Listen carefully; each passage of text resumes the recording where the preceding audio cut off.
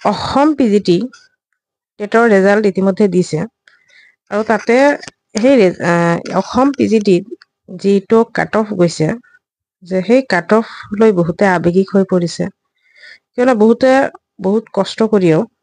চাকৰিখিনি পোৱা নাই অথচ ভাল নম্বৰ লাভ কৰিছিল আৰু কিছুমানে বহুত কম নম্বৰ লাভ কৰিও চাকৰি পোৱাত সক্ষম হৈছে যাৰ কাৰণে আমিনুল মুখতাৰ নামৰ এজন কেণ্ডিডেটে আৱেগিক হৈ এটা ফেচবুক পোষ্ট কৰিছে ফেচবুক পোষ্টটো পঢ়িলে হয়তো আপুনিও আৱেগিক হৈ পৰিব নিশ্চয় আহকচোন আমি ফেচবুক পোষ্টটো পঢ়ি চাওঁ এবাৰ আমিনুল মুখতাৰ নামৰ কেণ্ডিডেটজনে লিখিছে যে এবাৰ ভাবকচোন 65.74 পোৱাজনে ফেইল কৰিছে কিন্তু 21.50 পোৱাজনে পাছ কৰিছে 21.50 নম্বৰ লাভ কৰি চৰকাৰী চাকৰি কৰি সমাজত নাম কঢ়িয়াই আনিবলৈ তেওঁ যেন সক্ষম মানুহ সমাজৰ কাৰণে হৈ পৰিব আদৰ্শ আনহাতে 65.74 পোৱাজনে এতিয়াও চাকৰিৰ বাবে প্ৰস্তুতি চলাই যাব লাগিব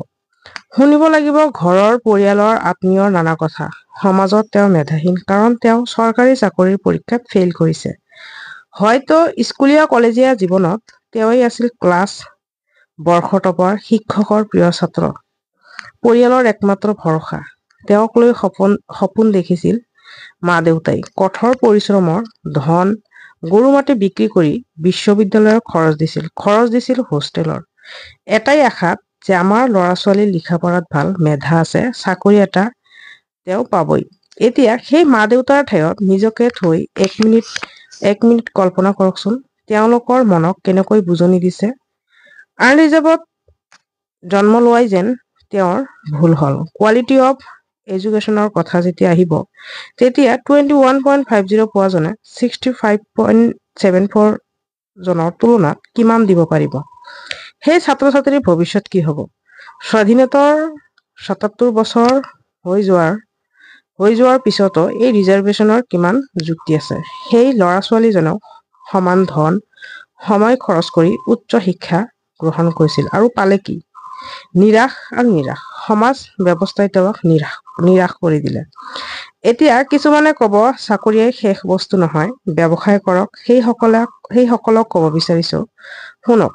চাকৰি শেষ বস্তু নহয় কিন্তু আমাৰ দৰে দুখীয়া আৰু মধ্যবিত্ত পৰিয়ালৰ বাবে এটা চাকৰিয়ে বহুত সকলোৰে পিতৃ মাতৃৰ অজস্ৰ সম্পত্তি নাথাকে যে এটা ভাল ব্যৱসায় আৰম্ভ কৰাই দিব জীৱনৰ আধা বয়স লিখা পঢ়াত শেষ কৰি দি এতিয়া তেওঁনে কি ব্যৱসায় কৰিব চৰকাৰলৈ মোৰ এটাই অনুৰোধ ভোগ প্ৰিয়া সকলোৰে সমান গতিকে ৰিজাৰ্ভেশ্যন চিষ্টেমটো সংশোধন কৰক আৰু প্ৰকৃত মেধাক মান্যতা দিয়ক আমিনুল মুখতাৰ নামৰ কেণ্ডিডেটজনে বহুতে আৱেগিক হৈ পোষ্ট কৰিছিল আৰু আৱেগিক হোৱাৰে কথা কিয়নো বহুতো কেণ্ডিডেটছে এনেকুৱা আছে যে বহুত বেছি নম্বৰ পায়ো চাকৰিখিনি লাভ কৰা নাই অথচ বহুতে কম নম্বৰ পায়ো চাকৰি লাভ কৰিছে যাৰ কাৰণে আৱেগিক হৈ পোষ্ট কৰিছে আৰু বাকি যিখিনি ৰিজাৰ্ভেশ্যন চিষ্টেমৰ কথা কৈছে ৰিজাৰ্ভেশ্যন চিষ্টেম বহুত আগৰে পৰাই চলি আছে যিহেতু এই সম্পৰ্কে আমাৰ মোদী ডাঙৰীয়াও এটা মন্তব্য কৰিছিল বহুত আগতে যে ৰিজাৰ্ভেশ্যন চিষ্টেমটো সলনি কৰা ইমান সহজ নহয় এইটো সলনি কৰিব নোৱাৰিব এনেকৈ এটা মন্তব্য কৰিছিলে হয়তো আপোনালোকে বহুতে শুনিছে নাজানো আগন্তুক কি হ'ব ৰাইজে নজোকাৰিলে যিহেতু নৈ বয় হয়তো সকলোৱে যদি একেলগ হয় হয়তোবা এই ৰিজাৰ্ভেশ্যন চিষ্টেমটো উঠাই দিবলৈ সক্ষম হ'ব পাৰে বাকি আপোনালোকে যদি আৱেগিক হৈ কিবা ক'ব বিচাৰে বা নিজৰ কিবা মন্তব্য থাকিলে আপোনালোকে নিশ্চয় কমেন্ট বক্সত মন্তব্যখিনি দিব পাৰিব আৰু তাৰ পিছত আহিম আপোনালোকৰ জিটিৰ ৰেজাল্ট সম্পৰ্কে অৰ্থাৎ অসম জিটিৰ ৰেজাল্ট সম্পৰ্কে আপোনালোকে ভিডিঅ'টো মনে মনে চাই থাকিব তাৰপিছত আহিছে আপোনালোকৰ অসম জিটিৰ ৰেজাল্ট কেতিয়া দিব আপোনালোকৰ অসম যেতিয়া ৰিজাল্টখিনি আপোনালোকৰ 15 জুনৰ আগতে দিয়াৰ সম্ভাৱনা আছে আপোনালোকৰ ইয়াৰ মাজভাগত যেহেতু আপোনালোকৰ পিজিটিৰ ভেৰিফিকেশ্যন আছে লগতে আৰু বন্ধও আছে ঈদৰ কাৰণে যাৰ কাৰণে আপোনালোকৰ 15 তাৰিখলৈকে হয়তো অপেক্ষা কৰিব লাগিব আপোনালোকে 15 তাৰিখলৈ অপেক্ষা কৰক জিটিৰ ৰিজাল্টখিনি দিব আৰু তাৰ পিছত আহিম আপোনালোকৰ যে পিজিটিৰ সেকেন্ড লিষ্ট অহাৰ সম্ভাৱনা আছে নাই চাওক পিজিটিৰ সেকেন্ড লিষ্ট অহাৰ সম্ভাৱনা আছে কিয়নো ভেৰিফিকেশ্যনত হয়তো বহুতো কেণ্ডিডেটছ এনেকুৱা আছে যিসকল নেকি উপস্থিত নহব কিয়নো সিহঁতে বহুতেই এনেকুৱা আছে যিবোৰ নেকি বিএড কমপ্লিট হোৱা নাছিলে তথাপি আপোনালোকৰ বিএড কমপ্লিট বুলি দেখুৱাই আপোনালোকৰ কি কৰিছিলে এপ্লাই কৰিছিলে আৰু যদিও বা ভেৰিফিকেশ্যনত যায় যদি আপোনালোকৰ একনলেজমেন্টৰ লগত আপোনালোকৰ একনলেজমেন্টত যিখিনি আপোনাৰ নম্বৰখিনি আছে সেইখিনিৰ লগত যদি আপোনালোকৰ চাৰ্টিফিকেটৰ মিল নাথাকে তেনেহলে হয়তো বা ৰিজেক্ট হ'ব পাৰে আৰু ৰিজেক্ট হলে সেই যিটো আপোনালোকৰ ভেকেন্সি থাকি যাব কেণ্ডিডেটজনে ৰিজেক্ট হোৱাৰ পিছত যিটো ভেকেন্সি থাকি যাব যাৰ কাৰণে সেকেন্ড লিষ্ট আৰু এটা ওলাই দিব আৰু বহুতে এনেকুৱা আছে যে এই যে 5 মাৰ্কছ এটা যে এক্সট্ৰা দিব বিচাৰিছে চাৰ্টিফিকেট বিচাৰিছিলে স্পৰ্টছৰ সেই যে এই চাৰ্টিফিকেটখিনিৰ হয়তো ভুৱা তথ্য দি পেলাই আপোনালোকৰ এপ্লাই কৰিছিলে যিবোৰ দিবলৈ সক্ষম নহলে হয়তো ৰিজেক্ট হৈ যাব এনেকৈ ধৰক আপোনালোকৰ হয়তো 2-4 জন কেণ্ডিডেটছ আপোনালোকৰ ৰিজেক্ট হ'বই আৰু যাৰ কাৰণে আপোনালোকৰ সেকেন্ড লিষ্টখন ওলাই দিব আৰু এইখিনি সেকেন্ড লিষ্টখিনি ওলাই দিব আপোনালোকৰ এপইন্টমেন্টৰ আগতে ওলাই দিব যেহেতু আপোনালোকক সকলোকে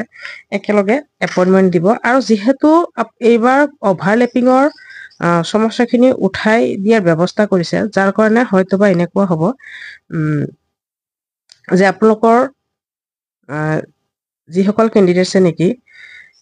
ডাবল হয়তো পাব হয়তো জিটিটো পাব পিজিটিটো পাব সেই সকলোখিনি মিলাই পেলাই আপোনালোকৰ তাৰ পিছত আৰু জিটি আৰু পিজিটি দুটাৰে আপোনালোকৰ সেকেন্ড লিষ্ট এটা ওলাই দিব সেই সকলোখিনি মিলাই পেলাই কিয়নো বহুতে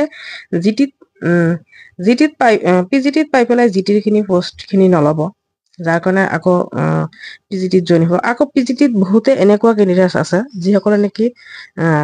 হয়তো নিজৰ যিখিনি আপোনালোকৰ টেষ্টিমনিয়েল আছে সেইখিনি দিবলৈ হয়তো সক্ষম নহব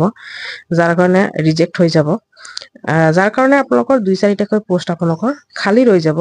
আৰু সেইবাবে আপোনালোকৰ সেকেন্ড লিষ্টখিনি জিটি আৰু পিজিটি দুয়োটাতে ওলাব আৰু তাৰ পিছত আহিছো আপোনালোকৰ বিটিআৰ জিটি পিজিটি ৰিজাল্টনো কেতিয়া দিব আপোনালোকৰ শেষলৈ এটা ভিডিঅ' ক্লিপ দিম য'ত আমাৰ প্ৰমোদ বড়ো ডাঙৰীয়া ছাৰে এটা মন্তব্য আগবঢ়াইছে বিটিআৰ জিটি পিজিটি সম্পৰ্কে কেতিয়া ৰিজাল্ট দিব প্ৰমোদ বড়ো ডাঙৰীয়া ছাৰে কৈছে যে 20-25 দিনৰ ভিতৰতে আপোনালোকৰ কামখিনি সম্পূৰ্ণ কৰিব আৰু লগতে আপোনালোকৰ এলিমেণ্টাৰী এডুকেশ্যনৰ যিখিনি পোষ্ট আছে 670 প্লাছ এটা পোষ্ট আছে 76 নেকি আছিলে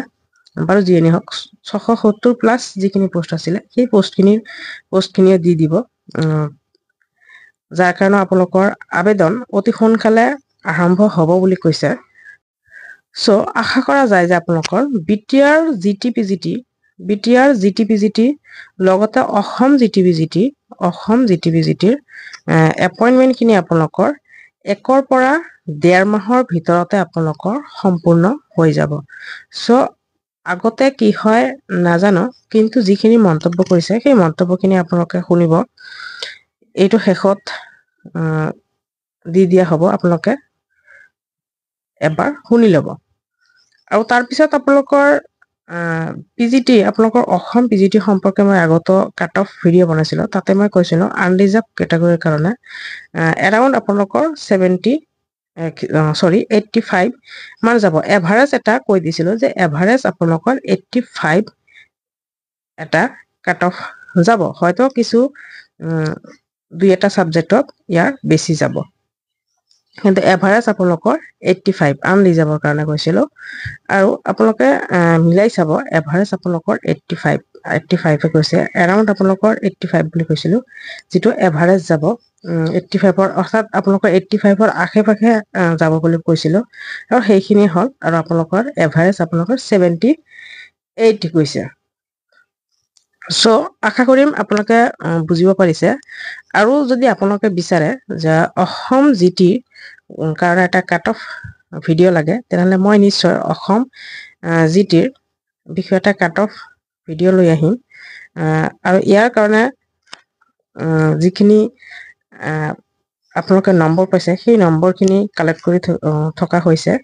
এভাৰেজ এটা লৈ পেলাই এই কাট অফ ভিডিঅ' এটা বনোৱা হ'ব চ' আশা কৰিম আপোনালোকে নিজৰ নিজৰ নম্বৰখিনি কমেণ্ট বক্সত দি যাব আৰু 2-এদিনৰ ভিতৰতে এটা অসম জিটিৰ ওপৰত জিটিৰ কাট অফ ভিডিঅ' এটা লৈ আহিম ধন্যবাদ PG আৰু GT গ্ৰেজুৱেট টিচাৰ আৰু পোষ্ট গ্ৰেজুৱেট টিচাৰ বহুত দিন নালাগে আৰু মেক্সিমাম 20-25 দিন লাগিব পাৰে ইয়াৰ ভিতৰত হৈ যাব কিন্তু যিটো এলিমেণ্টাৰী আছিলে 676 পোষ্ট ইয়াৰ কাৰণে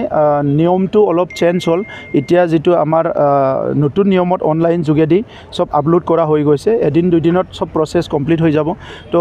এইটো কমপ্লিট হোৱাৰ লগে লগে অসম চৰকাৰৰ আমি SIটো পাই যাম আৰু লগে লগে আমি এডভাৰটাইজ দি 1 মাহৰ ভিতৰত কাম কমপ্লিট কৰিম